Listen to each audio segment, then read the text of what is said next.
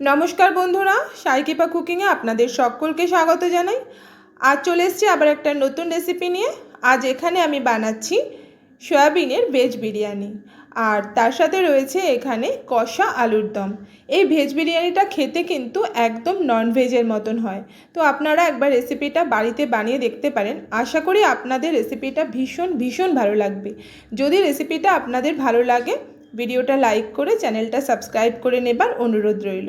তো চলুন আর দেরি না করে এবার তাড়াতাড়ি রেসিপিটা শুরু করা যাক।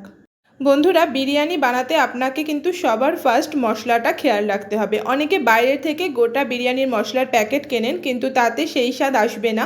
তো এখানে দেখুন আমি নিয়ে নিয়েছি দারচিনি, এলাচ, জয়িত্রী, কাবাব চিনি, শাহমরিচ, রয়েছে এখানে স্টার, জয়িত্রী, জায়ফল, শাহজিরা আর গোলাপের পাপড়ি।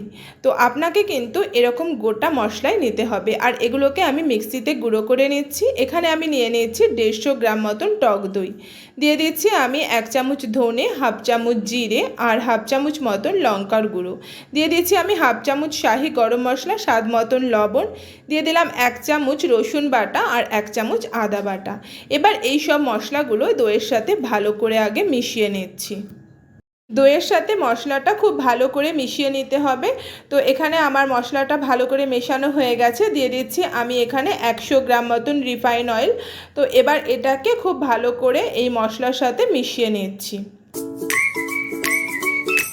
এবার এখানে আমি 2 প্যাকেট সয়াবিনকে সেদ্ধ করে রেখেছিলাম, তো সেই সয়াবিনটাই এবার এর মধ্যে আমি দিয়ে দিলাম।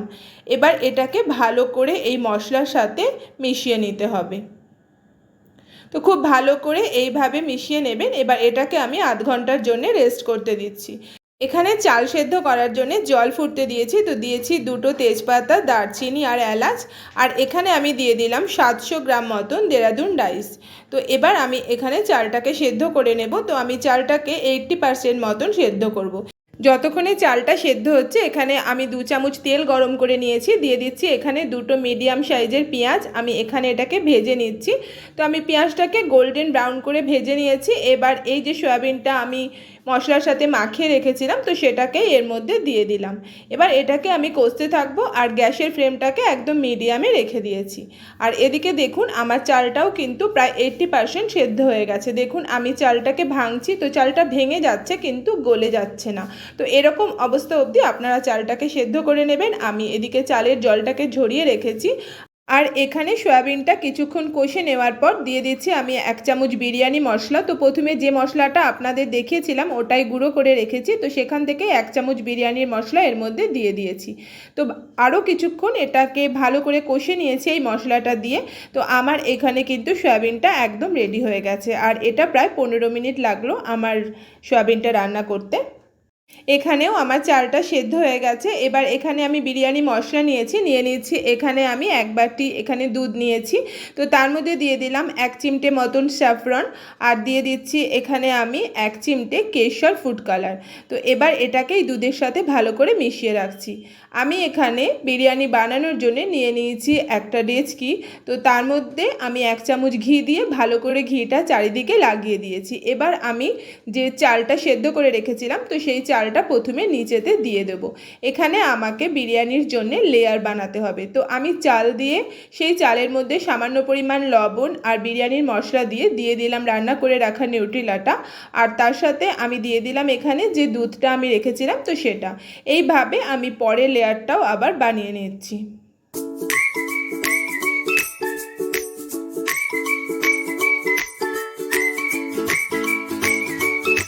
এই একইভাবে আমি 2টো লেয়ার বানিয়ে নিয়েছি। এবার এরও উপর থেকে দিয়ে দিলাম সামান্য পরিমাণে লবণ, আর বাকি যে বিরিয়ানির মশলাটা ছিল তো সেটাও দিয়ে দিলাম। এবার দিয়ে দিচ্ছি আমি বাকি যে কেশরের দুধটা ছিল সেটা দিয়ে এবার উপর থেকে একটু জলের ছিটে দিয়ে দিলাম। দিয়ে দিচ্ছি 1 চামচ মতন ঘিটা চারিদিক দিয়ে ভালো করে দিয়ে দিলাম। এখানে দিচ্ছি আমি রোজ ওয়াটার 1 চামচ, আর 1 চামচ দিচ্ছি এখানে কেওড়া ওয়াটার। তো আমার বিরিয়ানি ডেচকিটা একদম রেডি। এবার এটাকে গ্যাসের মধ্যে আমি বসিয়ে দিয়েছি। তো প্রথমে আমি মিডিয়াম ফ্লেমে 5 মিনিট রেখে দেব, তারপর আমি লো ফ্লেমে এটাকে আরও 15 মিনিট এইভাবে করে নেব রান্না। তো দেখুন আমার এখানে বিরিয়ানিটা কিন্তু হয়ে গেছে। এবার আমি এখানে আলুর দম বানানোর জন্য 2 চামচ তেল গরম করে নিয়েছি। এখানে সেদ্ধ করে রাখা আলুগুলোকে প্রথমে আমি এই তেলের মধ্যে ভেজে নিচ্ছি। আমি সামান্য পরিমাণ লবণ দিয়ে এখানে আলুটাকে ভেজে নিচ্ছি।